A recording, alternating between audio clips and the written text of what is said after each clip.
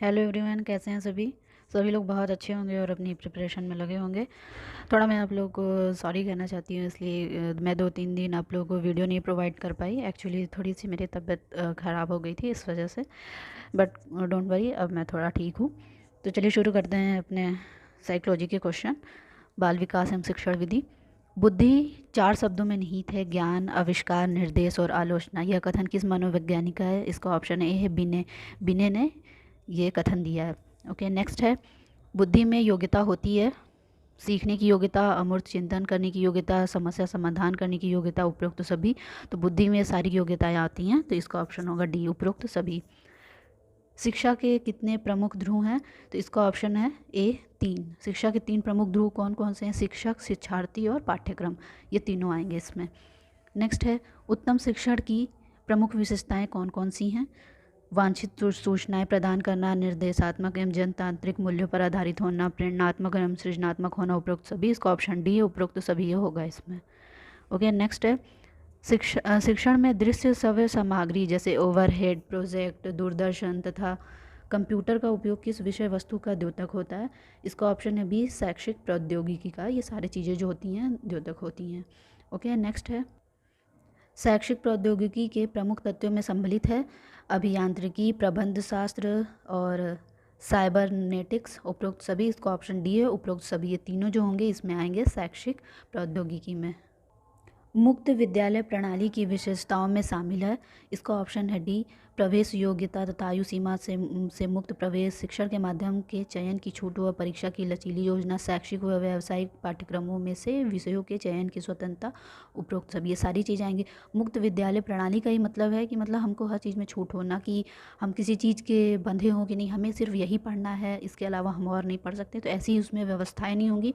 वो जो होगा लचीला पाठ्यक्रम होगा, बच्चों के अनुसार होगा, बच्चे कैसे पढ़ना चाहते हैं, अगर वो खेल के माध्यम से सीख सकते हैं, भ्रमण के माध्यम से सीख सकते हैं, जैसे भी वो सीख सकते हैं हम उनको वैसे सिखाएंगे, पढ़ाएंगे। अभिनय के माध्यम से अगर सीख सकते हैं तो वैसे भी हम उनको करके सिखाएंगे, ना कि एक यांत्रिक रूप में हम उनको नहीं सिखा सकते हैं। ओके, नेक्स्ट है, जन्म के समय बच्चे का मन साफ स्लेट की तरह होता है जो पर्यावरण में विकसित होता है। यह कथन किस मनोवैज्ञानिक का है?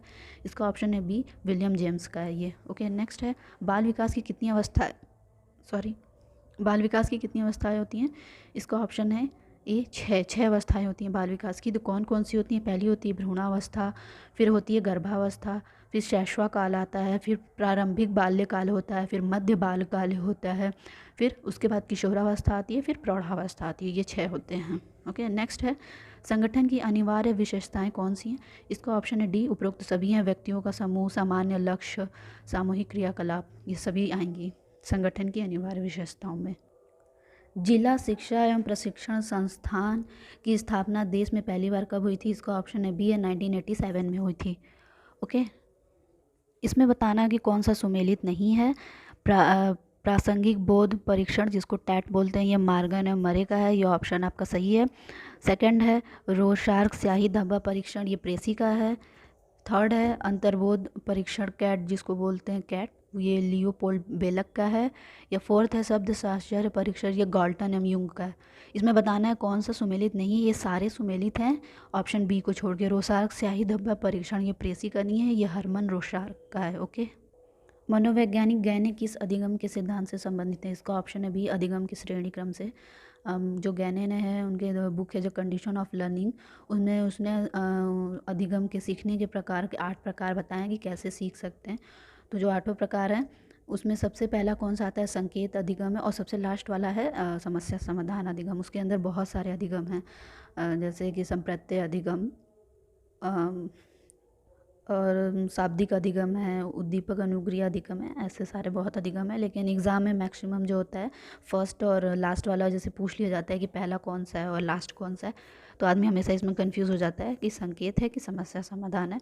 तो सबसे पहले संकेत आता है, उसके बाद सबसे लास्ट वाला समस्या समाधान है। ओके, नेक्स्ट है, बुद्धि का तरल ठोस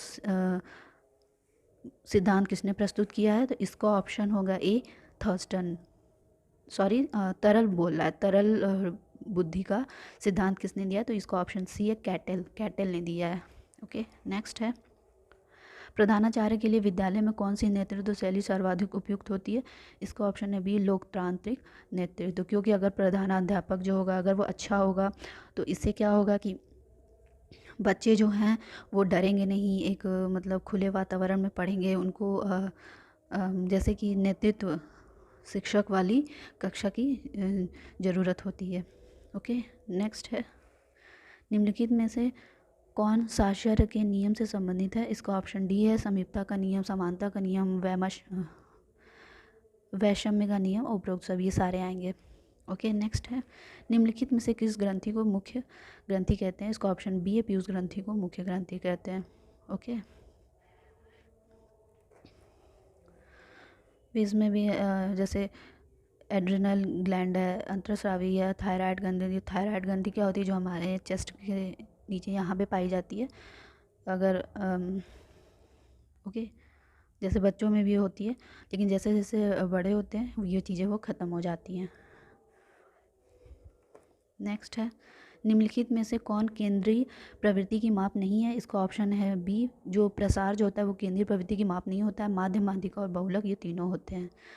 अधिगम पठार का कारण नहीं है, बोला कारण नहीं है। नहीं वाले क्वेश्चन को आप लोग हमेशा सर्किल करके क्वेश्चन को किया करिए, क्योंकि इसमें बहुत ही मिस्टेक बहुत ज़्यादा होता है। तो मैं आप लोग को यही इसीलिए सजेस्ट करूँगी कि हमेशा नहीं वाले क्वेश्चन में जो सही होता है वो नहीं होता है, लेकिन जो गलत होता है वही सही होता है। ओके, इसका ऑप्शन डी है, अभ्यास की प्रमुखता। नेक्स्ट है, एक शिक्षक को कल्पना के विकास के लिए क्या क्या करना चाहिए? कहानी सुनाना चाहिए, ज्ञानेंद्रियों को प्रशिक्षित करना चाहिए, रचनात्मक प्रवृत्ति के विकास पर ध्यान देना चाहिए, उपरोक्त सभी। इसका ऑप्शन डी है, उपरोक्त सभी होगा। सिगमंड फ्रायड ने व्यक्तित्व के कितने घटक स्वीकार किए? इसका ऑप्शन है दो। सिगमंड फ्रायड ने दो बताए हैं, चेतन और अचेतन। चेतन मन में हमारा क्या आता है? इदम, अहम और पराहम, ये चीज़ें होती हैं। ओके, नेक्स्ट है, आवश्यकता का पदानुक्रमिक सिद्धांत किसके द्वारा दिया गया? तो ये इसको मैं करा चुकी हूँ, आप लोग ज़रूर बताइए कि क्या है कमेंट में। ओके, ये मैं आप लोगों के लिए छोड़ दूँ, ये करा दूँ? ये क्वेश्चन हो चुका है, लेकिन फिर भी बता दे रहे हैं, इसका ऑप्शन बी है, अब्राहम मैस्लो का है। नेक्स्ट है, उदाहरण, निरीक्षण, विश्लेषण, वर्गीकरण, नियमीकरण किस शिक्षण विधि के सोपान है? इसका ऑप्शन ए है, आगमन विधि के सोपान है। जिसमें उदाहरण पहले आता है वो आगमन विधि होगा, और जिसमें हम पहले एक परिभाषा बताते हैं उसके बाद उदाहरण बताएंगे तो वो निगमन विधि होगी। अधिगम अथवा सीखने में स्थानांतरण के नियमों से कौन सा संबंधित है? इसका ऑप्शन है डी, एक समान तत्वों का सिद्धांत, सामान्यीकरण का सिद्धांत, गेस्टाल्ट सिद्धांत, उपरोक्त सभी। तो उपरोक्त सभी होगा, डी ऑप्शन। बाल विकास के वे पक्ष जिन पर वातावरण का प्रभाव पड़ता है उनको क्या बोलते हैं? इसका ऑप्शन डी है, मानसिक विकास पर प्रभाव, शारीरिक अंतर पर प्रभाव और व्यक्तित्व विकास पर प्रभाव, और डी। तो डी होगा, ये सारी चीज़ें जो होती हैं बाल विकास के वातावरण पर प्रभाव डालती हैं। नेक्स्ट है, STS का पूरा नाम क्या है? अल्पकालीन स्मृति को बोलते हैं। ओके, मानसिक स्वास्थ्य और डैश में घनिष्ठ संबंध होता है, निम्न में दिए गए विकल्पों में खाली स्थान को भरना है। इसका ऑप्शन होगा समायोजन, सी वाला।